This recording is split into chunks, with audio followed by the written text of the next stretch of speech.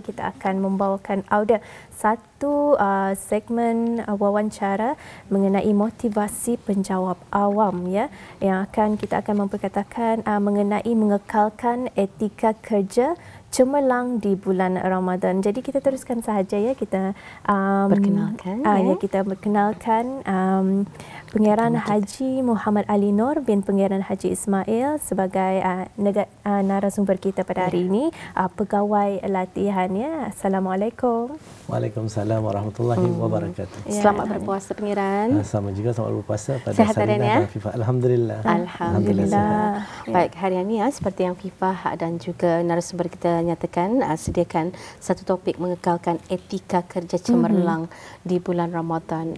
Saya percaya segelintir kecil ni masih belum faham apa yang sebenarnya dimaksudkan dengan etika. Etika. Jadi mungkin kita akan pun ingin mengetahuinya juga dengan lebih lanjut, Pengeran, iaitu mungkin sebagai mukadimah ni, Pengeran, mungkin Pengeran dapat menjelaskan lebih lanjut berkenaan tajuk perkongsian pada pagi ini. Okey, terima kasih Sarina dan Afifah. Bismillahirrahmanirrahim. Alhamdulillahirabbil alamin. Allahumma salli ala sayyidina Muhammad wa ala alihi wa sahbihi wasallim. Terlebih dahulu saya mewakili Institut Perkhidmatan Awam sukacita merekamkan ucapan setinggi-tinggi penghargaan dan terima kasih kepada pihak Radio Televisyen Brunei di atas jemputan untuk sama-sama berkongsi pada rancangan Rampai Pagi di Jumaat pertama di bulan Ramadan yang mulia ini.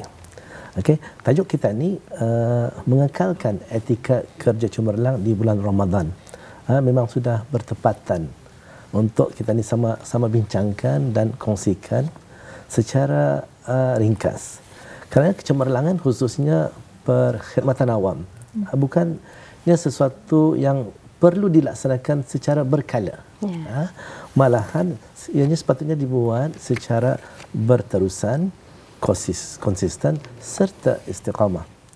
Lebih-lebih lagi audio pendengar, penonton, lebih-lebih lagi di bulan Ramadan yang penuh dengan keberkatan serta pahala yang dilipat gandakan bagi setiap ibadah yang kita kerjakan. Perlu kita difahami bahawa kerja itu ibadah. Apa jua yang kita ni buat itu sesuatu yang baik, ianya merupakan satu ibadah. Okay. Dan lagi Sarina, Hafifah, kita ni di bumi Darussalam ini amat beruntung. Dan perlu kita bersyukur kepada Allah Subhanahu Wa Taala dan berterima kasih kepada Kerajaan ke bawah duli yang Maha Mulia, Paduka Seri Baginda Sultan dan Yang di-Pertuan Negara Brunei Darussalam, kerana setiap menjelangnya bulan Ramadan, maka waktu bekerja kita ni akan dipendekkan. Betul. Daripada 7,5 jam kepada 6 jam sahaja, iaitu bermula jam 8 pagi membawalah pada pukul 2 petang. Selalunya kita dibalik pukul 4.30. But now, alhamdulillah, setiap bulan Ramadan kita dibalik pukul 2 petang. Alhamdulillah. Ini membolehkan kita ni recharge. Recharge tenaga bukan sahaja untuk berterawih di malam hari, malahan recharge untuk pekerjaan keesokan harinya. Masa ini perlu kita dimanfaatkan sebaik-baiknya. Dalam hal ini, tidak ada alasan bagi kita untuk tidak memberikan mutu kerja yang terbaik demi mengekalkan etika kerja yang cemerlang. Ada segelintir kecil warga kerja, sama ada di sektor awam kaya ataupun di sektor swasta, memberi alasan, disebabkan berpuasa mereka ni yang kurang produktif.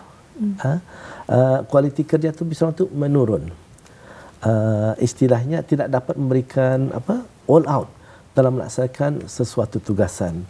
Ini perlu kita ni ubah mindset kita ni.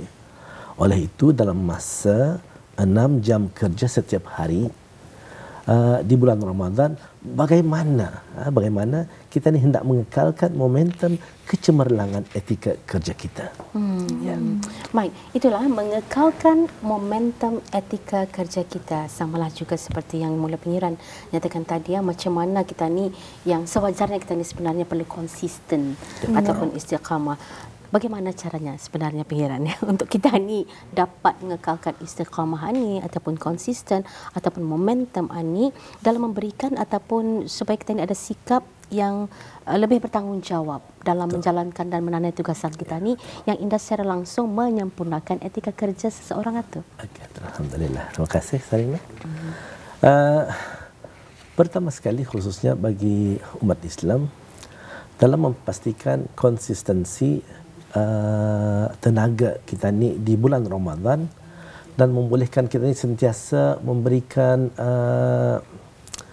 ataupun melaksanakan tugas kita ni dengan baik, cemerlang.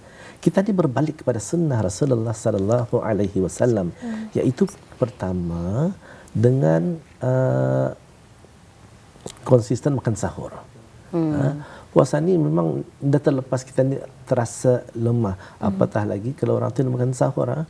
So yang pertama makan sahur sekurang-kurangnya dengan memakan satu biji kurma ataupun hanya dengan satu air. InsyaAllah sudah memadai sebagaimana hadis Rasulullah sallallahu alaihi wasallam yang diriwayatkan oleh Imam Ahmad, bersahur itu ada keberkatan. Maka janganlah kamu meninggalkannya walaupun hanya dengan seteguk air. Ini yang pertama. Sahur. Yang kedua, melambatkan sahur dan menyegerakan berbuka. Iaitu dah terlalu awal. Pastikan masuk waktu. Ya, pastikan masuk waktu dan indahlah terlalu akhir sudah subuh bertakan sahur. So jadi sebagaimana yang disabdakan Nabi Muhammad sallallahu alaihi wasallam yang diriwayatkan oleh Imam Ahmad, umatku sentiasa dalam kebaikan selama mereka mengakhirkan sahur dan menyegerakan berbuka. Jika diamati sunnah ini, ianya sudah merupakan tips kepada kita ni bagaimana mengekalkan tenaga di sepanjang hari berpuasa. Kerana kita ni perlukan tenaga. Kita ni perlukan tenaga untuk mengekalkan etika kerja yang cemerlang ini. Seterusnya, bagi warga perkhidmatan awam, kita ni mempunyai panduan sebagai rujukan, iaitu 11 ciri rukun akhlak dan etika kerja perkhidmatan awam. Jika ianya dapat difahami, seterusnya dihayati serta dipraktikkan, maka insya-Allah saya percaya kita ni akan dapat melaksanakan tugas dengan cemerlang serta konsisten.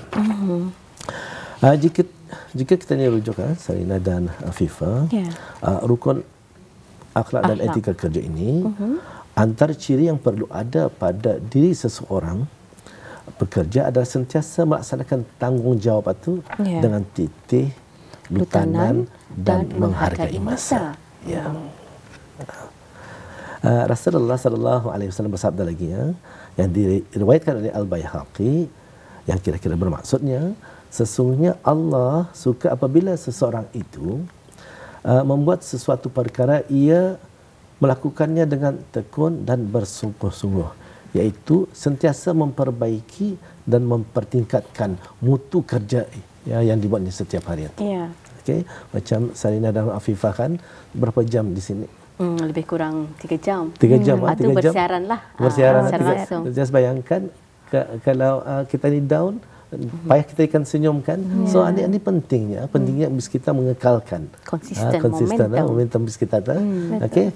Maka untuk menjadi seorang pekerja yang mampu mengekalkan etika kerja cemerlang, antaranya adalah sentiasa berhati-hati, cermat dan bersungguh-sungguh. Yang mana satu amalan terpuji adalah fokus. Fokus dalam apabila membuat sesuatu pekerjaan. Indah mudah terlalai. Kadang-kadang kita terlalai dengan keadaan negatif sekelilingnya. Sebagai contoh, kita ni menyerahkan persuratan ataupun kertas projek lah katakanlah. Kalau kita ni dah fokus, sentiasa bermedia sosial, yang mana istilahnya jari jemari ni 24/7 megang telefon tak keraja. Berbunyi telefon dilihat sambil membuat persuratan ataupun kertas projek. Facebooking ke ya, Instagraming ke ya, tweeting atau banyak bercerita sambil bekerja, maka kita ni khawatir. Kita ni khawatir banyak kesilapan yang bakal dibuat. Betul. Okay. Jika banyak kesilapan, maka kita ni terpaksa membuat secara berulang-ulang. Balik-balik kita ni buat kerja tu. Proofing balik-balik. Ya, proofing balik-balik. Yang boleh mengakibatkan kita ni sendiri rasa bosan dan letih. Kalau kita ni sudah bosan membuat kerja tu, basically menurun kita ni punya sikap tu, positivity tu mungkin menurun. Timbullah rasa negatif. Dan kalau sudah negatif, kita ni gagal untuk memberikan sesuatu yang cemerlang dalam pekerjaan kita ni. Okey, satu perkara lagi Sarina dan juga Afifah. Keupayaan kita ni dalam mengawal dan mengurus masa juga penting untuk pastikan kecemerlangan. Apa yang perlu kita buat adalah untuk membuat perancangan. Membuat perancangan lebih awal akan apa yang perlu dilaksanakan pada hari berkenaan atau keesokan harinya. Bukan saja hari ini, malahan keesokan harinya. Merancang kerja dapat merangsang semangat kita ni, kerana kita ni sudah mengetahui hala tuju kita ni pada hari berkenaan ataupun hari berikutnya.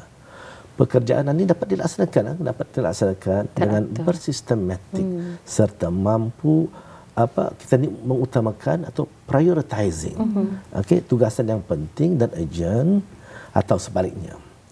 Dan kemampuan berbuat demikian sudah setentunya kurang meletihkan kita ni, kurang meletihkan kita ni, malahan ianya akan terasa puas jika objektif kerja dapat tercapai dalam masa yang ditetapkan. Ini adalah antara tips mudah yang boleh kita ni semua praktikkan, bukan sahaja di bulan Ramadan. Betul. Al-Mubarak malahan dalam bulan-bulan yang lain. Insya-Allah. Tabarakallah. Jadi kesimpulannya John pengiran, sebelum kita ni menselipkan ataupun menghibernet kita ni punya PC laptop atau sediakan di sana to-do list buat tarikh esok. Jadi once kita ni membuka login semula PC kita ni ada sudah okey. Betul. Jadi pengiran bercakap mengenai kecemerlangan tadi kan, adakah ia dapat dicapai secara individu ataupun mungkin kita ni juga memerlukan rakan sepejabat untuk sama-sama mencapai kejayaan ataupun kecemerlangan itu, dan bagaimana pula pengiran kalau jika di peringkat jabatan? Okey, terima kasih Afifah. Okey. Kecemerlangan memerlukan teamwork. Okey, teamwork memerlukan teamwork.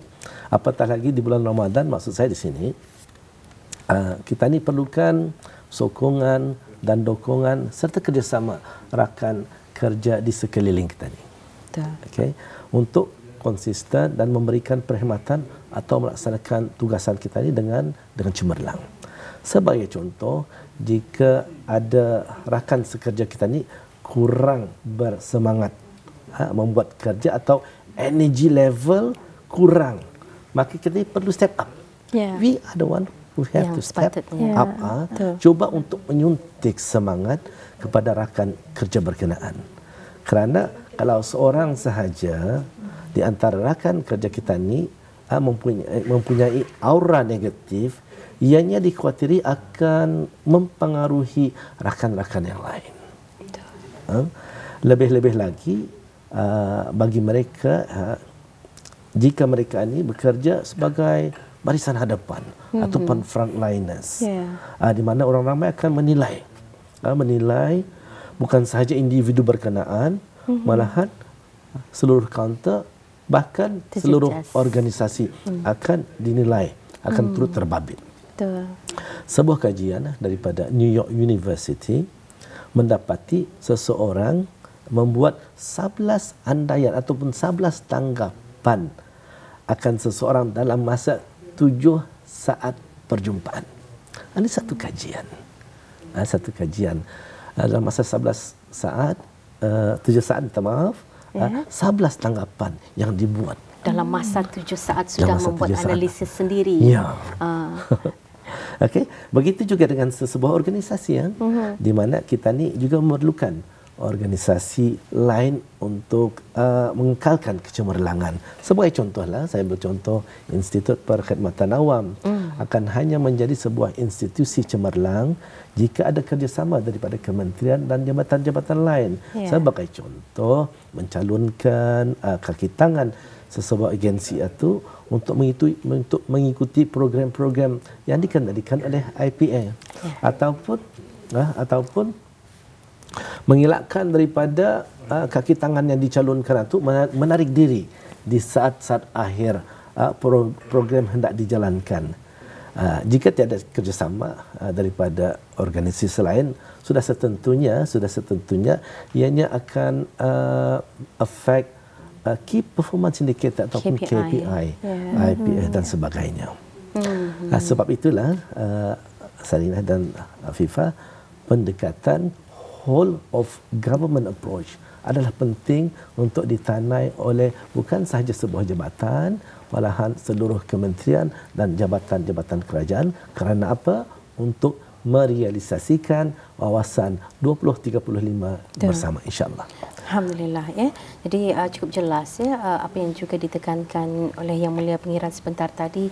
Sebab itulahnya kementerian-kementerian, jabatan-jabatan ini menekankan berkenaan dengan whole of government approach ini adalah semata-mata untuk memastikan keteguhan dan orang kita ni bersistematiknya organisasi kerajaan di negara kita ni ya, dengan orang adanya latihan-latihan yang disediakan oleh IPA sendiri yang diberikan kepada kesemua peringkat scale penjawat awam ini untuk mereka ni refreshing je sebenarnya semula berkenaan dengan bidang tugas mereka, dan kadang-kadang kursus-kursus yang ditawarkan oleh IPA itu sebenarnya menjadi bonus nilai tambah kepada diri penjawat awam itu sendiri. Betul, kita saling memerlukan untuk cemerlang. We need each other to succeed.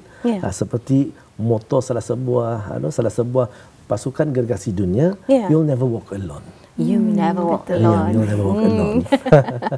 Kerana dalam 11 ciri rukun akhlak ada juga terkandung ya dalam rukun yang keempat, berilmu, kreatif dan inovatif itu asas kepada kemajuan juga sesebuah negara. Kalau tadi Afifah ada memperlihatkan kepada kita buku hijauan ini adalah buku terbitan daripada Jabatan Awam sendiri. Kalau dilihat sini sudah ada cetakan ketiga. Penting ni untuk kita ni ada selaku penjawat awam ataupun mungkin juga kepada pelajar-pelajar pengajian tinggi untuk bisa kita memahami lebih awal macam mana sebenarnya struktur dan bagaimana institusi kerajaan ini dibentuk dan macam apa sepatutnya etika yang ada di dalamnya. Kadang-kadang dalam interview kena tanya ni. Soalan cepuk emas tu tanya berapanya rukun akhlak etika kerja. Kadang-kadang terpinga-pinga kita ni. Hatta orang yang lama sudah bekerja pun kadang-kadang keliru, kadang-kadang lupa. Jadi saya percaya buku ini banyak manfaatnya. Rukun akhlak dan etika kerja Perkhidmatan Awam Negara Brunei Darussalam. Baik, mungkin kita ada maaf. Malahan untuk mendapatkan buku ini mudah sebenarnya. Ianya ada online di website Jabatan Perkhidmatan Awam, bukan IPA, Jabatan Perkhidmatan Awam. Buku ini dapat di-download oleh mana-mana individu yang memerlukan untuk sebagai bahan rujukan.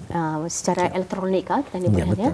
Baik, kita sudah berada di penghujung wawancara kita ni. Sebenarnya kita juga ada mendengar bahawa Institut Perkhidmatan Awam akan mendadikan Hari Pelanggannya tahun 2024 Nanti akan kita ni cuba berikanlah Yang Mulia Pengiran. Untuk itu junjung kasih kami ucapkan atas ruang dan kesempatan penerangan yang begitu jitu mengisikan segmen motivasi penjawat awam membicarakan tajuk bagaimana kita ni mengekalkan etika kerja cemerlang di bulan Ramadan. Terima kasih. Assalamualaikum. Waalaikumsalam warahmatullahi wabarakatuh.